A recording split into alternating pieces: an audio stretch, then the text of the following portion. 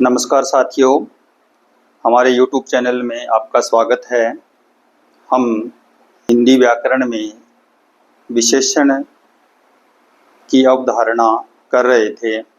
अभी तक हमने विशेषण, उसकी परिभाषा और उसके भेदों के बारे में जाना। विशेषण के 4 भेद होते हैं। पहला भेद है गुणवाचक विशेषण।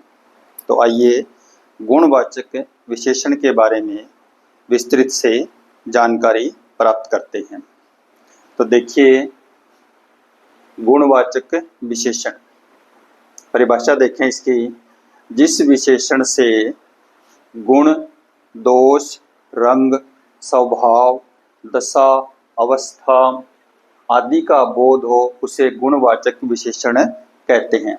जैसे अच्छा, नेक, सुंदर, पीला, सीधा, कठोर, नया, प्राचीन आदि। कई बार हमने देखा है कि प्रतियोगिता परीक्षाओं में एक छोटा सा प्रश्न हमारे सामने होता है कि इनमें से विशेषण शब्द कौन सा है, या आपको एक शब्द दे दिया और उसमें से विशेषण शब्द जो है वो पूछा जाता है। तो अक्सर हम उसमें भ्रमित हो जाते हैं या हमारा आंसर जो है वो गलत हो जाता है। तो इसमें हमने कुछ अन्य उदाहरण भी लिखे हैं। जैसे आप देखो, गुण से संबंधित जैसे ईमानदार, सरल, विनम्र, अच्छा आदि। दोष बुरा, क्रूर, कठोर, झूठा, घमंडी, बेईमान, पापी आदि। रूप रंग के अनुरूप लाल, नीला, पीला, चमकीला आदि। आकार में देखें तो बड़ा, छोटा, लंबा, गोलाकार, चपटा, ऊंचा, मोटा, पतला आदि। स्वाद में देखें मीठा, कड़वा, नमकीन, तीखा, खट्टा, सुगंधित आदि।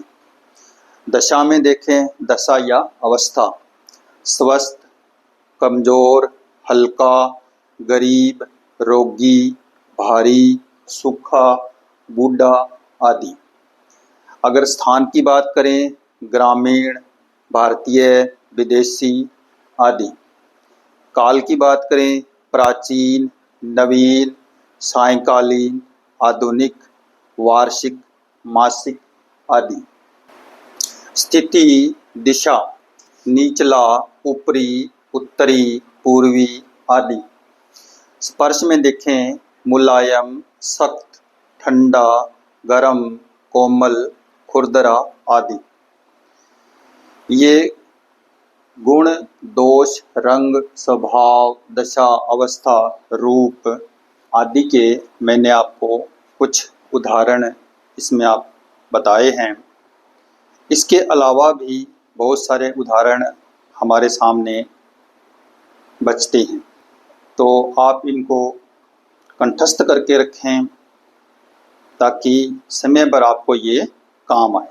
आइए वाक्यों के अनुसार देखते हैं कि गुणवाचक विशेषण किस रूप में आते हैं। गुणवाचक विशेषण के यदि हम वाक्य देखें, पहला वाक्य देखिए, वह भला आदमी है, मोहन बुरा लड़का है, कपड़ा पीला है, भाला नुकीला है, मोहन दुबला है।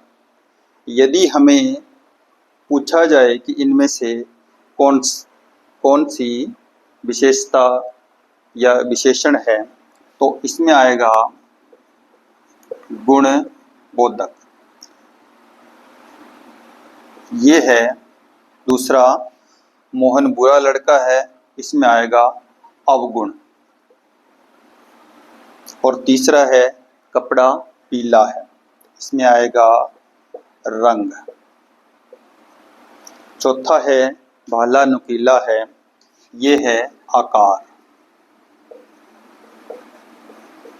और पांचवा है मोहन दुबला है, यानी उसकी दशा या उसका भाव। तो आप इनका थोड़ा सा गहराई से अध्ययन करें ताकि आपको ये अच्छी तरह से समझ में आए। साथियों, ये हमारा एक छोटा सा पाठ गुणवाचक विशेषण आपको समझ में आ गया होगा। आप इसका गहराई से अध्ययन करें और जिस भी परीक्षा की तैयारी कर रहे हैं उसके लिए अप टू डेट रहें ताकि आप सफलता प्राप्त करें।